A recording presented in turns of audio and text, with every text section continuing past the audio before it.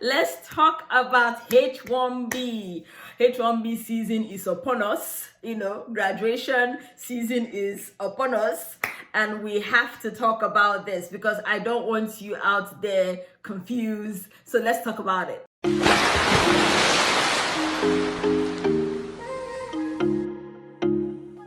Hello, welcome to Winie Student World. I'm your girl, Winie. Did you miss me? All right, let's talk about H1B. H1B season is upon us. Graduation season is upon us. And we have to talk about this because I don't want you out there confused. So let's talk about it. Let's talk about some things you should keep in mind and some things you should be thinking and doing as you are getting into this period of, do I apply for OPT? If I get a job, will they file for H1B? What should I do? What should I not do? Let's go. Let's talk. All right. Okay. So we're going to talk about the process of going from F1 to H1B and some things to keep in mind, right? The first is start early, right? Start job application early. And so if you're graduating in May and you have not started applying for jobs, why? What's the hold up?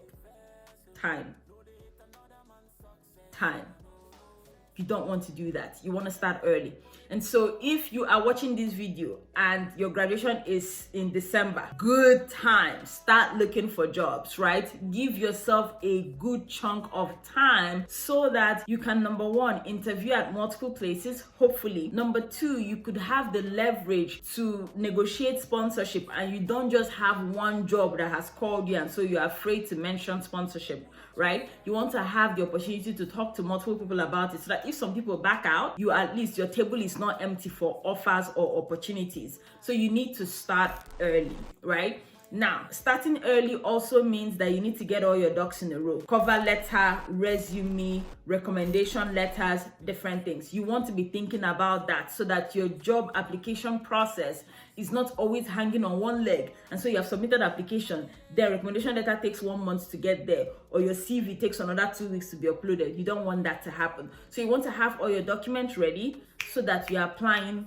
really quick. Start early. Start very, very early. All right. Now, in line with starting early, bring up the conversation related to H1B relatively early too, right?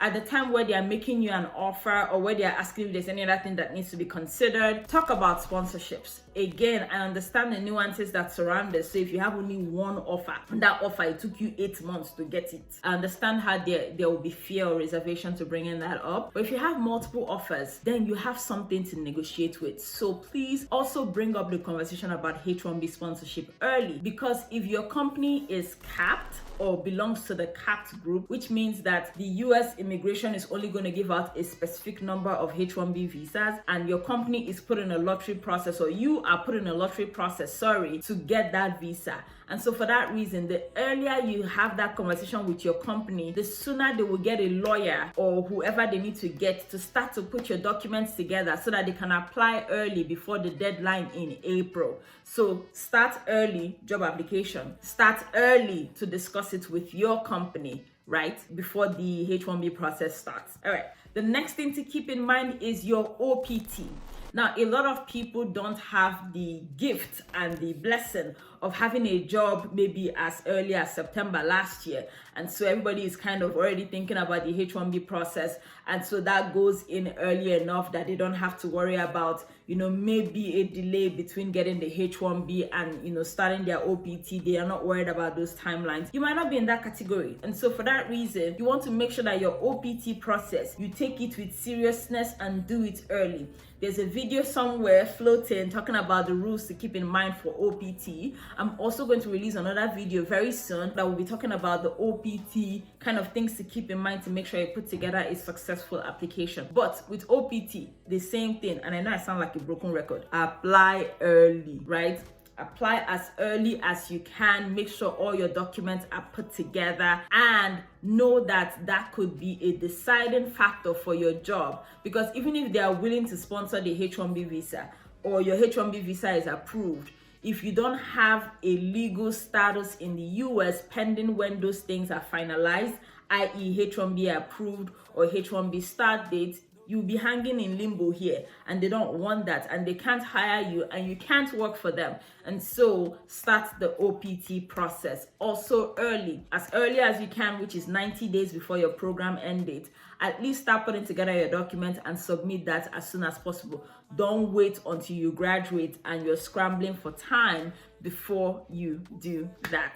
How we do it? Is this digesting well? Great. The next thing I want you to think about when it comes to this H1B process or going from F1 to H1B is Cap versus Cap Exempt, right? And so the best way to explain it is, again, the United States has designated X number of visas, right, available for H1B for the majority of organizations that will be applying for their candidates to get it. It doesn't mean that your application is not good or strong. You are going to be put through a lottery system if you're in the capped, and when you are picked by the lottery, you'll be reviewed and hopefully given the H1B visa. However, there are certain organizations and institutions that are cap exempt.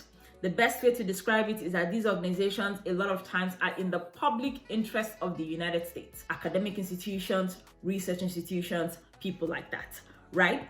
And so when you are applying for jobs, if you have the opportunity to choose between capped and cap exempt, I encourage you to consider the cap exempt institutions. They might not pay as much as industry, they might not be as flashy or as cool, but guess what you don't have to worry about in the H1B process? The lottery, chance, randomness. You don't have to worry about that, because if your organization is cap exempt, they can apply for your H1B visa any time of the year.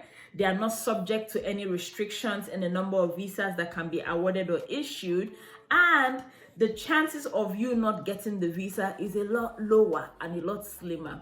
And so again, this is not for everybody. Some people want to go for the money, and hey, no shade in your game. I get it. I completely understand. But if you're in an opportunity where you can reasonably compare between a capped and a cap exempt organization, think about what the cap exempt will do for you and the opportunities of getting a H1B visa, work experience, professional experience, etc., and hopefully make a decision that works best for you. All right, another thing that a lot of people don't think about is applying for jobs while you're in graduate school. So you have a bachelor's, pretty cool. Maybe you worked with your OPT, you didn't get a company that was willing to file for you. It doesn't mean you have to stop applying for jobs while you're in graduate school. No, you could actually get a job while you're in graduate school that is willing to put you in for the H1B visa application while you're in school. And so you have the benefit of getting that degree that you started wanting to get, your master's, your PhD, whatever it is, right? And you also have, your status being assured, your F1 status, you in school while the H1B process is going on. So if you're in graduate school, you don't need to wait until you graduate to apply to jobs that could sponsor your H1B. You could do that while you're in school because you have the degree and the qualifications that are needed for a H1B application or H1B sponsorship, which a lot of time is a minimum of a bachelor's degree, right? And so a lot of people don't think about that, but you can start doing that. You can apply to jobs while you're in your master's or while you're in your PhD program. And who knows, you could get the H1B visa, and then you can decide how you want to complete your education, or if you want to, pause it and go to work, whatever works best for you. My point is that you can do it. All right. So these are some things that I want you to think about as you go into this process, going from F1 to H1B. Again, this is not the last time we're going to be having this conversation, of course, because this is an international students channel. And so we're going to talk about it more, but go forth, shine. I wish you a beautiful and a wonderful new year. You're going to be seeing more of my face and I will talk to you again soon. Please don't forget to like, subscribe, follow, share, you know the drill, and of course sign up for our newsletter because we dish out very, very cool things there. I know. Yeah.